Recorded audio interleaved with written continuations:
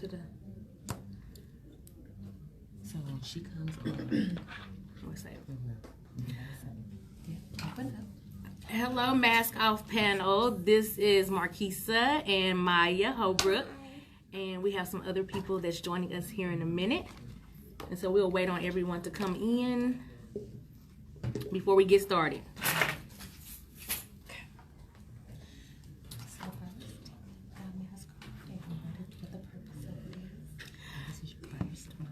Okay, this is our first mock show, and we wanted to talk about what Mask Off Panel, who we are, and what we do.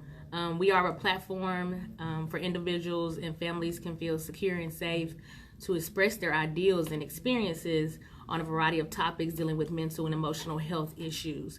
We are a non-judgmental atmosphere. We welcome anyone to be transparent, open, and honest, and have conversations about mental and emotional health issues. And basically, that's why I created it. We need to start having more real live conversations about what's going on with us mentally and emotionally, and talk about those issues and how we can coping skills and things that we can do to get past that instead of suppressing our issues. So we're going to be adding Miss Sha'von Reed. She will be on the panel discussion with us.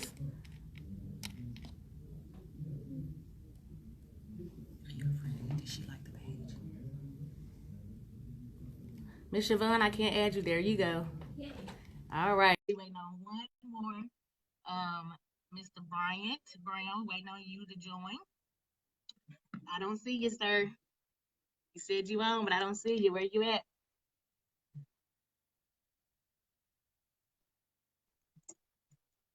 All right, well, I'm gonna start. Go ahead, Miss Maiah. Will you tell us who you are, what you do, and how what you do tie into Mask Off Panel? Hi guys, my name is Maiah Holbrook. So I'm a wellness coach, nutritionist, personal trainer. I help people feel better any way that I can. So right now I'm training clients through Legree Fitness. Oh yay! Hi. Hey, Miss Sha'von, she's there. And Hi there. personal training, nutritional help that they need. And I'm here because I've had 2 concussions. So my profession, what I do daily, kind of keeps me well and sane. And I felt that that would be a great way to contribute just from a more, I guess, TBI concussion perspective, which we don't know much about for women or African Americans. Right. And a lot of the things that I do just to help myself can be done even if you don't have any brain injuries. I just love to share and help out. So when Marquisa reached out, I was down to clown. So that's why I'm here. We appreciate it. Miss Awesome. Sha'von, can you tell us who you are, what you do, and how do you tie into the mental and emotional realm? Certainly. Again, my name is Sha'von Reed, and I'm a certified life coach, motivational speaker, and my background is in mass communications. I feel as if communications and personal development are the 2 elements in life that help us to create a blueprint for our future. And specific to this show and being a part of this panel and the topic today, I personally have experienced front row what it looks like for someone who deals with mental illness. It has run in my family. I had to be, in lack of better words, a caregiver to my mother who dealt with a lot of things. I also did master's coursework in psychology because I felt like, what can I do to help my mom? So I took that path initially, but I didn't finish my master's, realizing that that's not the direction in terms of therapy that I wanted to go, but I knew that I also had a gift to be able to help people and create plans for them towards their goals. And so that's when I took the route of being a certified life coach and still dealing with people who have not just mental challenges, but emotional challenges, and people who may have vision, but they don't know how to write it and communicate it to their audience. So, you know, I guess I could call myself somewhat of a strategist for the most part. And the big thing is to be able to help them overcome their obstacles as well, because we all going to be faced with obstacles. So definitely glad to be able to be on the show and contribute and to learn from each other. Absolutely. Well, thank you so much, Ms. Reed and Maiah, for introducing yourselves and letting everyone know what you do. It is definitely needed in our community, in our society, Right. to start having those transparent and open conversations. So thank y'all for just being willing to come on the panel today. You're welcome. Ms. Sha'von, I'm sorry with you. Can you define, in your personal opinion, what Mhm. is mental and emotional health? Well, it's the capacity in which we able to think and operate. Our emotions and the way that we think, our cognitive abilities definitely impacts the way that we respond, our behavior. So I guess you can think about the way that you process information and how it impacts you. And so if you're not aware of what your thought patterns are, then next thing you know, you're finding yourself depressed, right? And you're wondering like, Right. why am I becoming depressed? Well, there needs to be a deeper exploration as to finding out, well, what is it that you're thinking? What experiences have you had in the past that's causing either a strong response or a negative response, a positive response, so that you can function better? You know, we're all going to be faced with mental and emotional challenges, but the core essence is to determine, okay, what is it about me that I need to learn how to cope with my level of stress or my level of emotional impact? So is definitely how, you know, you're able to nurture your mindset for the most part. And that's my personal opinion. Right. Great, great. I love that. Ms. Maiah Holbrook, tell us what is your personal thought process on mental and emotional issues? I agree a lot with what Siobhan said, but yeah, basically how I deal with situations that aren't ideal for me. So what is my first thought? Is it negative?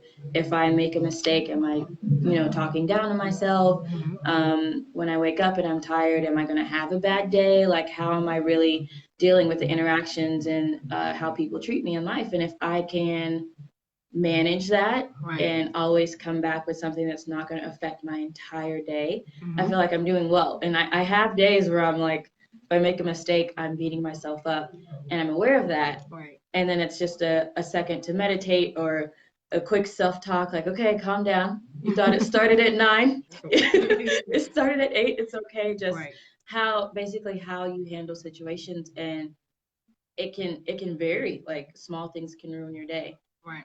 So it's just kind of your capacity, what your habits are, and how you think about negative and positive things. Absolutely. I definitely agree.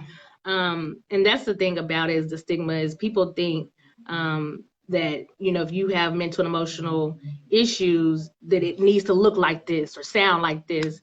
Taking that stigma away and educating people that it is not, it has to be in a different shape, the same shape, form, or fashion. We all can go through stuff differently and cope with it differently. So getting those coping skills out and showing people these are things that you can do to cope with anxiety or depression, or Right.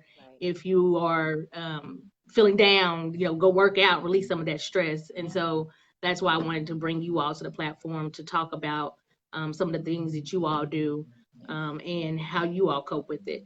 Ms. Maiah, can you share with us some personal experiences that you have had mentally and emotionally, either with Um, friends, loved ones, or you, and how you overcame that? I guess I'll do personally more so, Okay. just from my brain before I was my hoping you go there. I concussion. was hoping Yeah. you go there. Okay.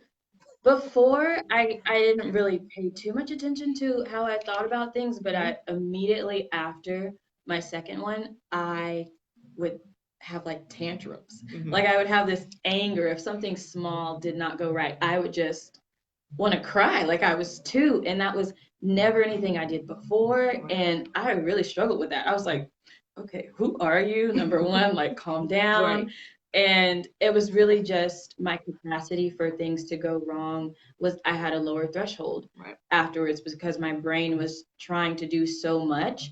Everything felt really overwhelming. My communication skills, as far as how I felt, weren't really there the same way. It was just kind of like I would really have to think, like, okay, of course my head hurts because my head always hurts. Am I hungry? Am I tired? Like, I really have to decipher what was going on. So it made me slow down. And I think that's something that people take for granted when they have a working mind and they can do things a mile a minute. I don't have that capacity anymore, and that's okay.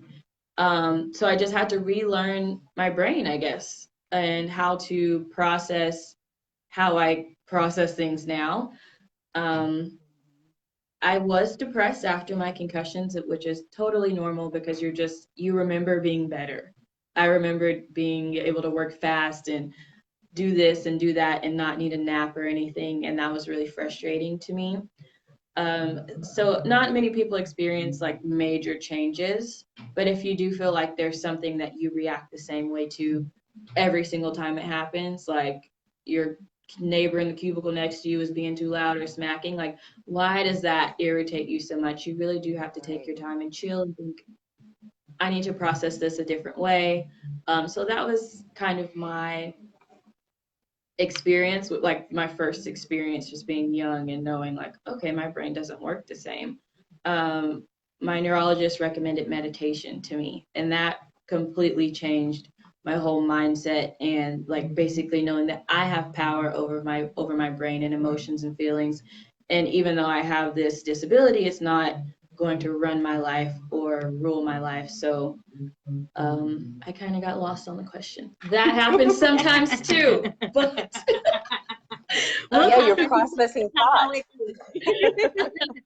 I'm very forgetful, so I have to write things down. Like if it's not on my calendar, it doesn't happen.